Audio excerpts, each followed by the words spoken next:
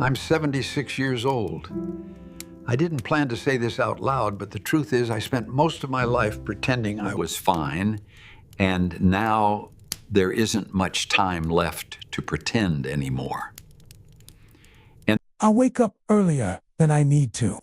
Not because I'm productive, but because sleep doesn't hold me the way it used to. My body rests, but my mind wanders. It wanders through old rooms, old conversations, things I didn't say because it seemed easier to stay quiet. I'm not telling this because I want sympathy. At my age, sympathy doesn't change much. I'm saying it because I finally understand something. And understanding arrives late in life, more often than people admit. Most of my life looked acceptable. That's the word I'd use. I had a job people respected. I paid my bills. I showed up when it mattered on paper. From the outside, there was nothing obviously broken. And that's part of the problem. Nothing broke loudly enough for me to stop and look. When I was younger, in my 20s and 30s, I honestly believed I was doing the right things. I wasn't chasing pleasure. I wasn't reckless. I was responsible. I thought that counted for something. I worked long hours because that's what adults did. I kept my worries to myself because I didn't want to burden anyone.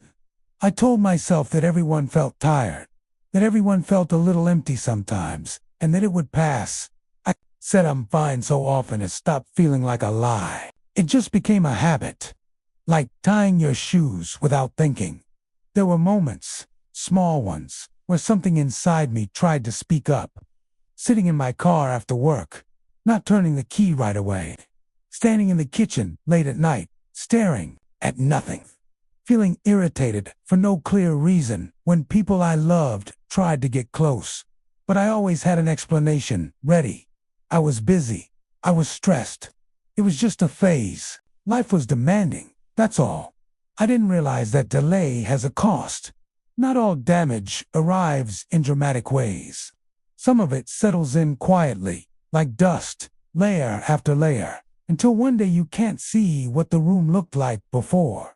I remember conversations I postponed, calls I meant to return, visits I said I'd plan soon.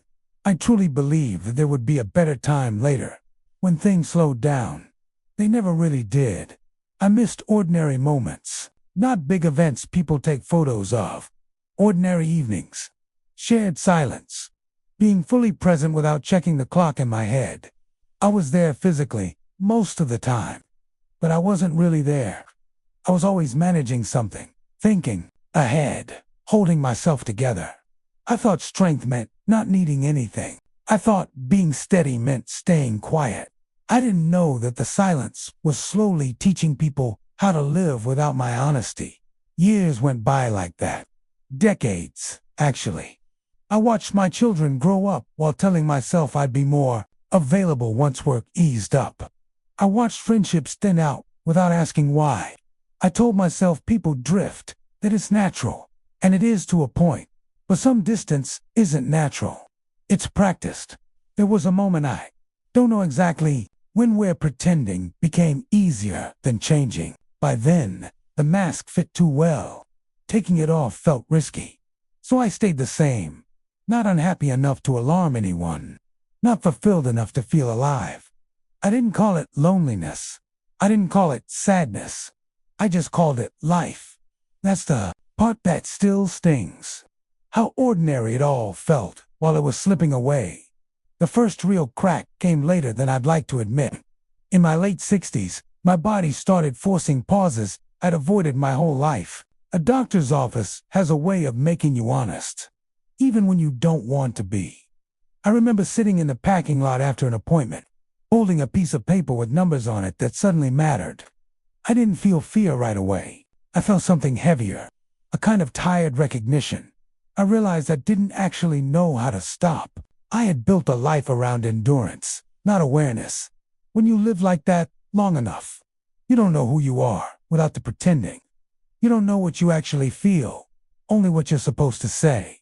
I started noticing the quiet more. The house felt bigger. Conversations felt shorter. People were polite, kind even, but distant. and I understood something painful then. People had adjusted to the version of me that never needed much, so they stopped offering. I don't blame them. I taught them that lesson myself. I wish I could tell you there was one dramatic moment where everything became clear. There wasn't. It was slower than that. Like watching daylight fade without noticing the exact second it becomes dark. I began remembering moments from years earlier, seeing them differently. Times when someone asked, "Are you okay?" and I laughed it off. Times when I felt close to saying something real and decided against it. Those decisions didn't feel important at the time. They felt practical, polite, sensible. Looking back, now they feel expansive. I don't say this with bitterness. I say it with a kind of quiet grief, the kind you carry without talking about. At 76, you don't fantasize much about fixing the past. You just take inventory of what's left and what's gone. And a lot is gone, not taken, given away slowly. I still have memories. I still have moments of gratitude. I'm not unthankful for my life, but there's a difference between being grateful and being honest. I'm being honest now because I don't see the point in keeping up appearances anymore. The pretending served its purpose. It got me through, but it also kept me distant from myself. If you're listening to this, I'm not asking you to do anything. I don't know your life. I don't know your responsibilities. I only know what it feels like to reach this age and realize how long you lived on pause without noticing. I'll stop here for now. Some things take time to say, even when time is the one thing you don't have much of anymore. I'm still here. Some mornings, that surprises me more than it should. Part of getting old is realizing how much of your life already lives in the past, not in memories you revisit on purpose, but in habits that never left you. I still catch myself saying I'm fine when no one has asked. That reflex stays with you. After I started noticing the quiet more, I also started noticing what wasn't coming back. Certain people don't return once enough time passes, not out of anger, just because life moves forward without checking who's lagging behind. There was a turning point, though. Not dramatic, not cinematic. It was the day someone close to me died, and I realized how little of myself I had ever let them see. I won't say who it was. That detail doesn't matter as much as the feeling. Standing there, listening to people talk about them, I understood something painful. They were remembered clearly. Their temper, their warmth, their flaws, their presence. I wasn't sure what people would say about me if I were the one gone. That thought stayed with me. I didn't feel panic. I felt exposed. Later that night, I sat alone and tried to remember the last time I'd told the truth. When I'm fine would have been easier. I couldn't find it. The years blurred together. That's when it finally landed. Not all at once, but heavy enough to stay. I had confused endurance with living. I had confused being reliable with being known. There's a cost to that confusion. You pay it slowly, and then all at once. Relationships don't usually end with fights. They end with silence, with fewer calls, with updates instead of conversations. People don't leave suddenly. They leave gradually, once they realize there's nothing new to reach for. I had trained the people around me not to worry, not to ask, not to stay too long. And they listened. By the time I noticed the damage wasn't something effort could undo. You can't rewind decades of emotional distance with one honest conversation. You can't ask people to rebuild closeness they learned to live without. Some bridges don't burn, they just erode. That's harder to accept because there's no one to blame. No explosion. Just time doing what time does. I tried, in small ways, to open up more. But honesty feels awkward when you introduce it late. People aren't sure what to do with it, and I don't blame them. I was the one who taught them who I was. At this age, you spend a lot of time with what can't be fixed. That's something no one really prepares you for. There's advice everywhere about change, growth, reinvention, but no one talks much about acceptance. There are conversations I'll never have, versions of myself that never got to exist. That realization doesn't scream. It sits with you. Sometimes I imagine my younger self sitting across from me. Not foolish, not careless, just busy, tired, certain there would be more time. I don't feel anger toward him.